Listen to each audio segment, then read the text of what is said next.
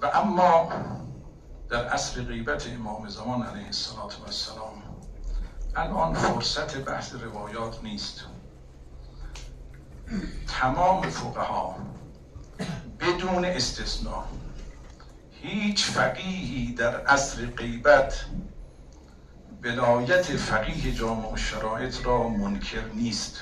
هیچ فقیه.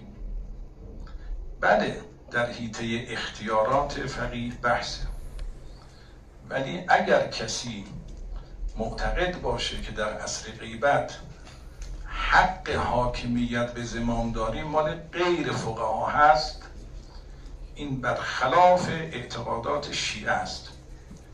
یعنی اگر در یک زمانی یک فقیه جامع الشرایط میتواند حکومت تشکیل بده، یک نفری معتقد باشه که نه، باید یک ظالمی، یک کسی که اسلام شناس نیست باید بیاد، اینجور چیزی رو هیچ فقیهی مطرح نکرده.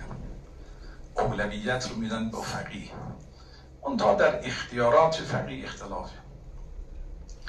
و اگر کسی منکر باشه ولایت فقیه را به این معنا که بگه در زمان عصر غیبت حق فقها نیست در زمامداری، این یا دین رو کلن خارج از سیاست میداند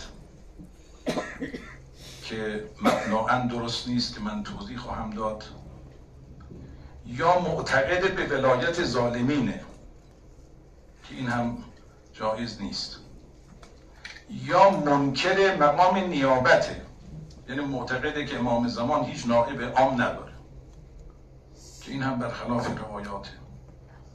فقها من کان من الفقها صائنا لنفسه حافظا لدینه مخالفا لهوا مطیعا لامر مولا فللعوام ان یقلدوه.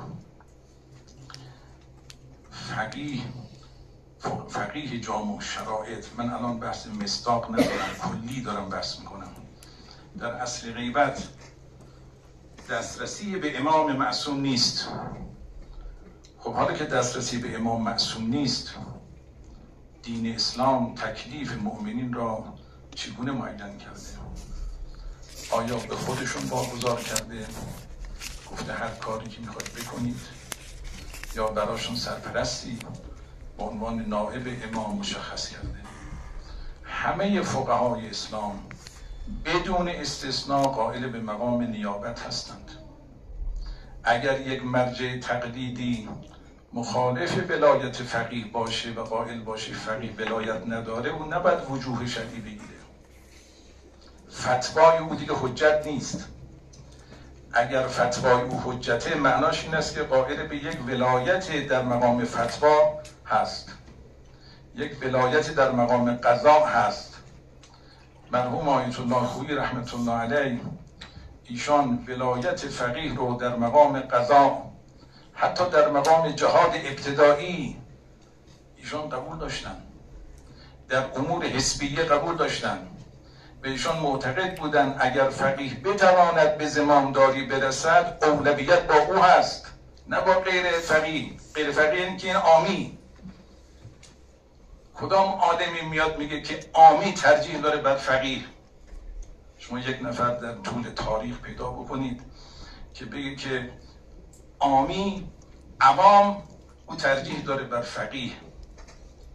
اگر فقیهی بتواند زمام حکومت را به دست بگیرد، اینجا همه در حقیقت فقها قائل به اولویتند، بعضی قائل به ولایتند.